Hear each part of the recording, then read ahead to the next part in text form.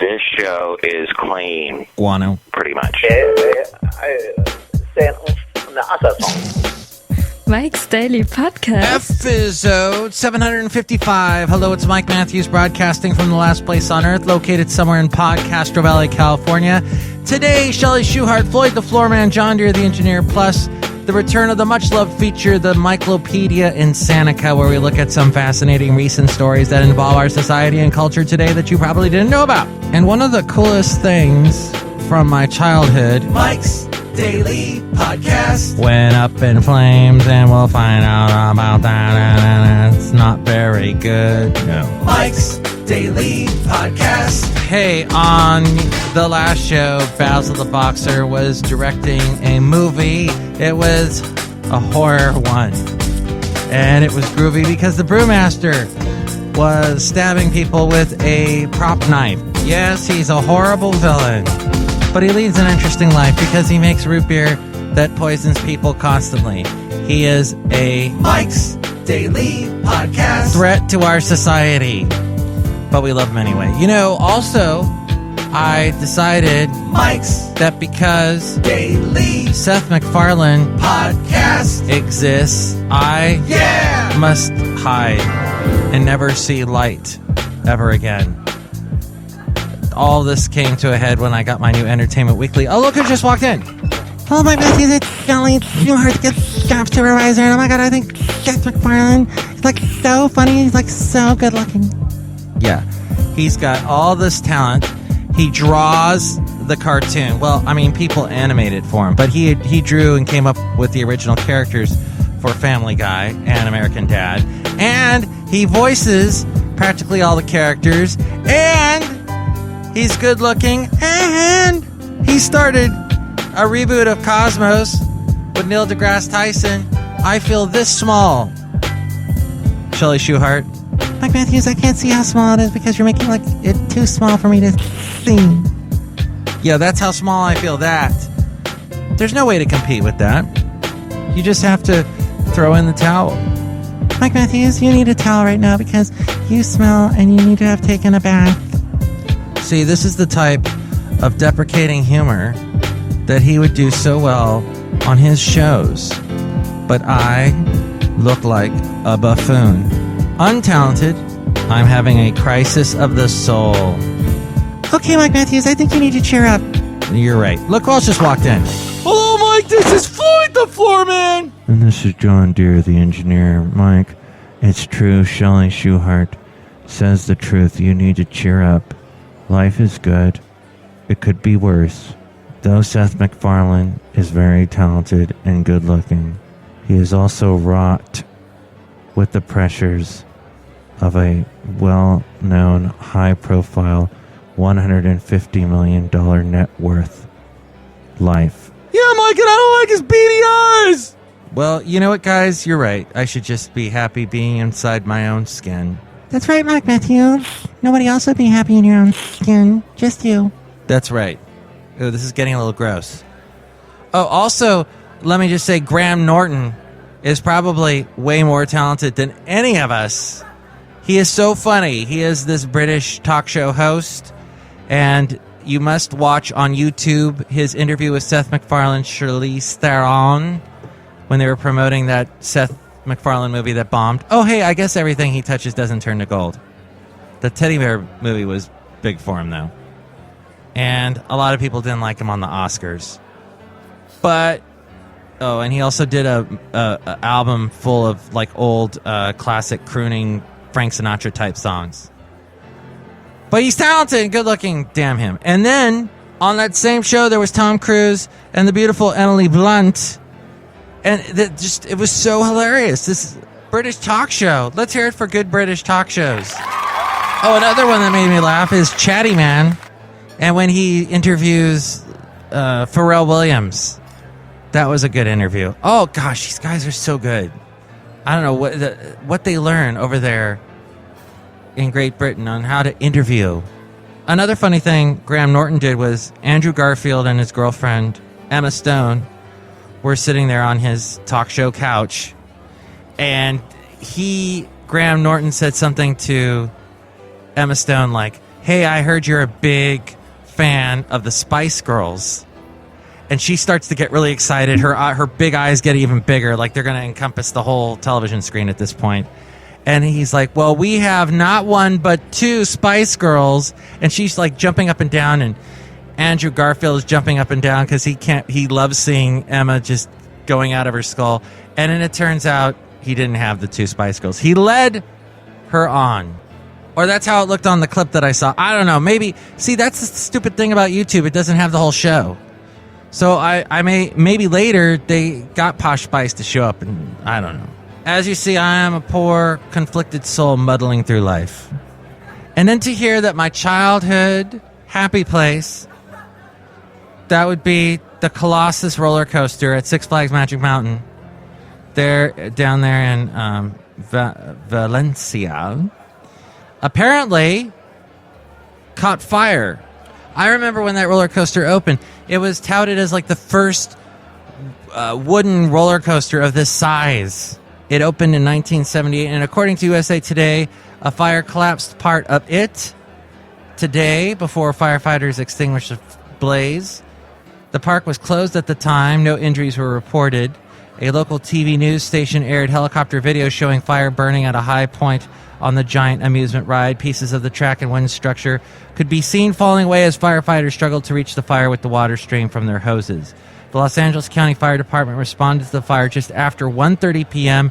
at the amusement park located next to Interstate 5 in Santa Clarita, north of L.A. It was extinguished by 2.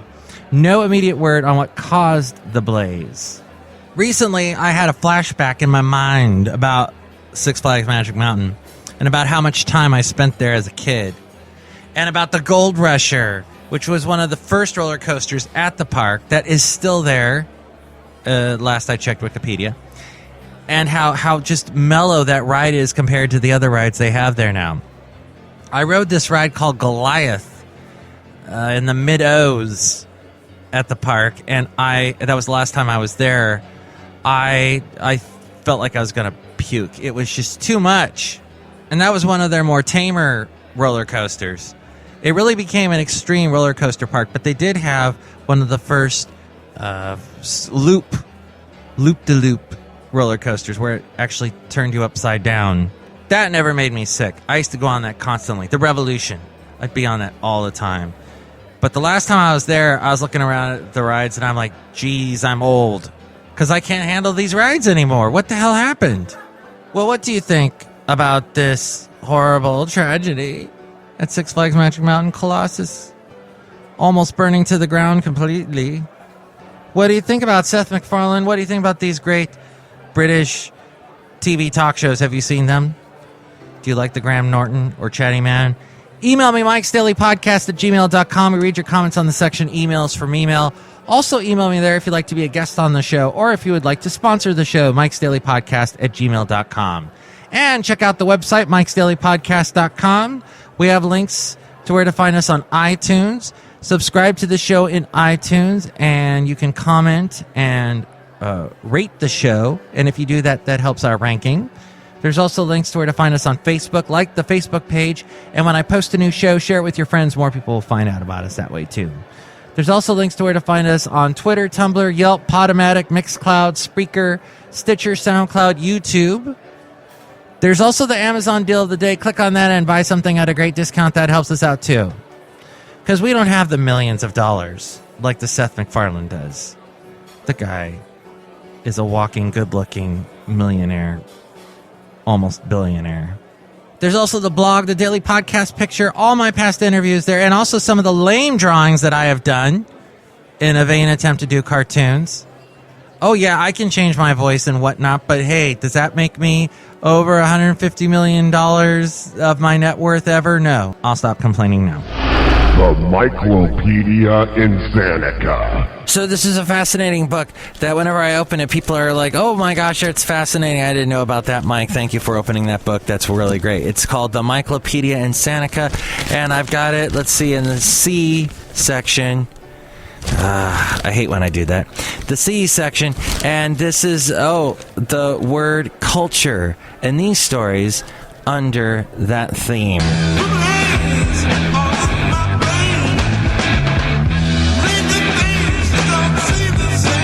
Why are biopics so hard? From Jimi Hendrix to Hank Williams to Aaliyah, bringing an icon to life on the big screen is always difficult.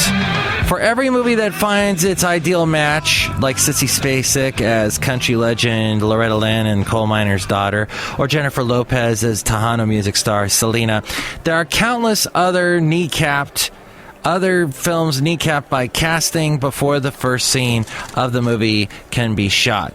The need for star power, performance chops, and a physical resemblance leaves filmmakers with a lot of boxes to check, says Deborah Martin Chase, as she spoke to Entertainment Weekly and EW.com. She is the exec producer of the upcoming Lifetime biopic about Aaliyah, Princess of R&B. That's the working title. Disney starlet Zendaya Coleman, 17, won the role of the R&B singer who died in a plane crash in 2001 at the age of 22. Chase says it wasn't a situation where we cast her because she's hot. She has Aaliyah's spirit. But that decision generated harsh blowback from fans who felt that the biracial teen is too light-skinned for the part, a criticism that actress Zoe Saldana also had to face for her role in an upcoming much-delayed Nina Simone biopic. That casting choice inspired the sarcastic Twitter hashtag #BlackBiopics, with users suggesting their own pairings, such as Robin Thicke as Marvin Gaye. There's also the question, of course, of the actual songs. Reese Witherspoon might not have won an Oscar for her portrayal of June Carter Cash in 2005's Walk the Line if filmmakers hadn't gotten the rights to June and her husband Johnny Cash's famous catalogs. By the way, that movie, Walk the Line, is the biggest ever biopic. It pulled in $119.5 million. Behind it, at $116.8 million, was the movie 8 Mile with Eminem, an almost biopic. And securing the music rights is often a lengthy and costly endeavor and may even stop or halt production, as it nearly did for the Jimi Hendrix biopic, All Is By My Side. Due out this year. Experience Hendrix LLC, headed by the late rock icon Sister Janie, declined to license any of his music, leading writer-director John Ridley to frame his movie as an impressionistic art house drama entering on the brief period and centering on that period with Jimi Hendrix, played by Outkast's Andre Benjamin, and the time that Jimi Hendrix spent in London, and ending just before his breakout moment at the 1967 Monterey Pop Festival. It's interesting that they won't allow Janie Hendrix, or whatever her last name is, Jimi Hendrix's sister, won't allow the licensing of his songs for a movie about Jimmy that supposedly is going to be different and original. Yet, she licensed the song Foxy Lady to the movie Wayne's World, in albeit a great scene with Garth, played by Dana Carvey, and Donna Dixon, the lovely Donna Dixon, Dan Aykroyd's wife. Focusing on a particular time is one way filmmakers work around the myriad biopic obstacles. Angela Bassett will make her directorial debut with an upcoming Lifetime movie about Whitney Houston, and she's limiting it to the singer's early years and her relationship with singer Bobby Brown. There will be no depiction of Houston's later downward spiral or her death at the age of 48. With major studio financing increasingly difficult to secure, some filmmakers are taking matters into their own hands. Don Cheadle launched an online campaign to raise funding for a film about Miles Davis, which he plans to direct and star in. A biopic on Hank Williams, starring Thor's Tom Hiddleston, is still in the works, though his grandson, Hank Williams III, has reportedly expressed displeasure at having a Brit play the role. Midnight Rider, the story of rocker Greg Allman, is on hold following a tragic train accident that killed a crew member in February, and William Hurt dropped out of that movie back in April. And yet filmmakers aren't giving up. Universal has the James Brown biopic Get On Up coming out, and it just slated Straight Outta Compton with of course, about NWA rappers Dr. Dre, Ice Cube, and the late Eazy-E, and that comes out next year. There are also reportedly projects in development about Kurt Cobain, Tupac Shakur, Freddie Mercury, Iggy Pop, and David Bowie.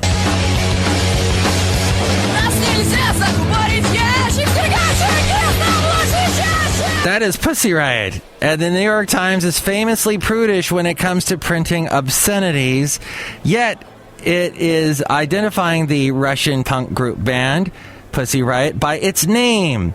That remains a rare exception. The Times is still lousy with an unprintable name, the phrase it uses in place of profanity-laden monikers. But not every band name with the P word in its news it will ever see newsprint in their paper. In a recent concert review of the Syracuse rock act Perfect Pussy, the paper opted to call the group unprintable name. Times Standards editor Phil Corbett clarifies. He says, I would not describe it as inconsistency. We are making case-by-case judgments based on newsworthiness, context, and other factors. In this case of Pussy Riot, it involves a major international news story. It would have been impractical and probably counterproductive to try to avoid the name. He says, on the other hand, a brief reference to one obscure band is a different situation. Plenty of bands these days choose names in part for shock value, and we don't necessarily feel obligated to print them. For what it's worth, the Times has been printing the word pussy since 1855. This according to the New York Observer, and that according to a search that the New York Observer did of the archives of the New York Times. The New York Times said in an 1860 article, what, after all, is pussy but a soft, lazy, luxurious animal? That article unflatteringly compared women to cats, long before feminist rock bands could take issue with it. We can work it out. We can work it out. Life is very short. We'll see if this can be worked out. Save Our Recreation, a coalition of community advocates, recreational enthusiasts, public safety representatives, and health proponents, held a press conference recently to call attention to the fact that dog walking and other forms of recreation are at risk in many areas of the Golden Gate National Recreation Area, or the GGNRA, which is an 80,000-acre U.S. national recreation area managed by the National Park Service with lands in San Francisco, Marin, and San Mateo counties. The GGNRA's current proposed dog management plan would limit dog access on the vast majority of lands under GGNRA's oversight, including top-ranked destinations like Ocean Beach and Fort Funston. The GGNRA released an earlier draft of the plan in 2011 and received nearly 5,000 public comments. Last year, a revised draft was released, which also evoked strong public response on both sides of the issue. Howard Levitt of the National Park Service said a draft rule on the proposal would be released later this year and would likely go into effect in late 2015. Walking with off-leash dogs is not the only form of recreation on the chopping block, according to Beowulf newspaper. Hiking and surfing would also be curtailed in some areas. Save Our Recreation decries the proposed plan, saying it places new limits on recreational uses in areas that have been open to the public for more than 40 years. Congressional Representative Jackie Speer of San Mateo attended the press event, and Jackie said, enough with the restrictions. Let's come up with common sense approaches to make the GGNRA accessible to all forms of recreation. The mayor of San Francisco, Ed Lee, did not attend, but has requested in writing that the GGNRA, quote, actively engage with San Francisco to create a better balance that considers the unique needs of dense urban cities. Yes, all the people that love dogs and all the people that can't stand them. You can actually sign a petition opposing the plan by going to saveourrecreation.com.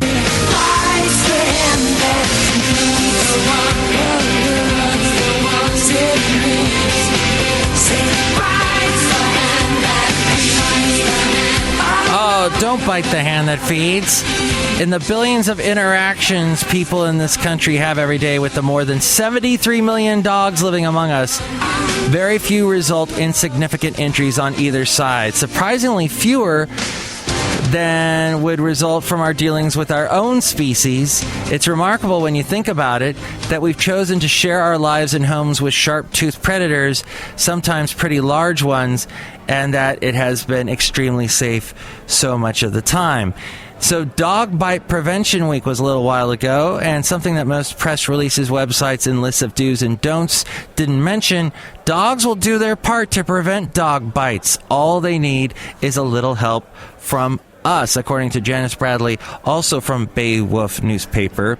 That dog in front of you doesn't want to bite you. Even if the situation pushes him beyond the remarkable scope of this species' tolerance for human behavior and makes him feel he needs to defend himself, he almost certainly doesn't want to hurt you and probably won't. This is partly because dogs have been pretty obvious about what they are telling us. And they have pretty obvious ways of telling us things like, I need you to stop that, or you're freaking me out, please go away. And since dogs have evolved better abilities to read human body language than any other non-human animal, they quickly get it when we meet those requests by changing our behavior. Of course, the fact that dogs are emotionally inclined to form attachments with people is another basic reason why they don't generally bite us. Just a little instruction can help us recognize a dog's "please don't make me bite you" messages when he is uneasy with us. We can diffuse the tense emotions even in situations that dogs commonly find threatening. A new series of training videos, in fact, teach police officers how to interact safely with the dogs they encounter in the performance of their duties in 10-minute segments that can be incorporated into daily briefing sessions. The trainer who works with police officers on the videos explains what dogs are telling you is true. They're telling you, I'm uncomfortable. That's what this video is about, how to communicate to a dog, reading what the dog's telling you, and then being able to communicate back to neutralize the situation.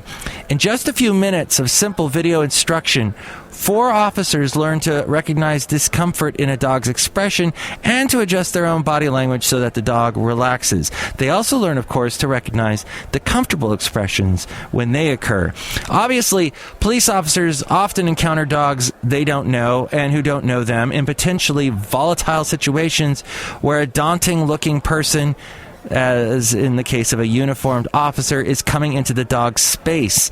Yet a few simple techniques can diffuse most of these situations.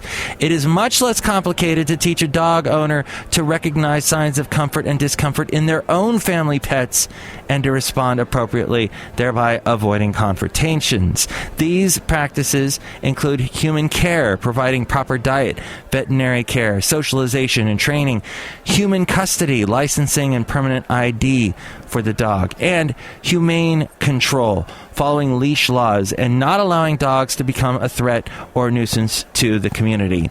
Scientists are finding that the dog who is integrated into the family, whose daily life includes opportunities for positive interactions with people, is far less likely to bite than one who is treated as merely a resident and largely isolated on the property.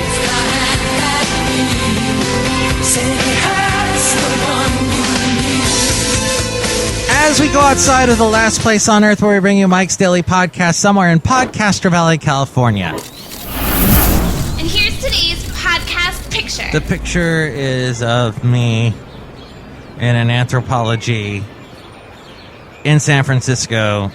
Why do I go into anthropologies? Do I ever buy anything? No, never. I haven't ever bought a single thing at an anthropology. I like walking in there and looking at the cool stuff. They have interesting displays. It's an interesting store. And then I like to get something, one of the lotions from the pre-samples, the testers, and I put it on my hands. And then I like it because then I leave and I can sniff my hand and it smells so good. That's what I like, the simple joys in life. Look at that picture now, MIKES-DAILY-PODCAST.com. Mike Matthews, you're like so strange. Okay.